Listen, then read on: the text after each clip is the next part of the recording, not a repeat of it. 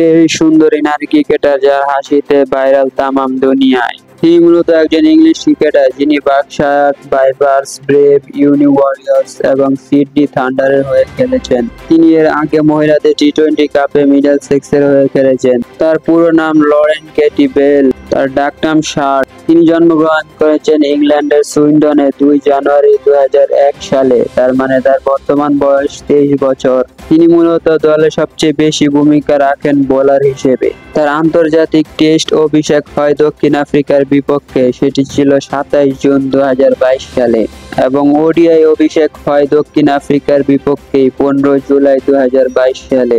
আর টি-20 অভিষেক হয় ভারতের বিপক্ষে, যেটি ছিল 10 সেপ্টেম্বর 2022 সালে। আর সেখানেই নজর কেড়েছিল তামাম নেট দুনিয়ার।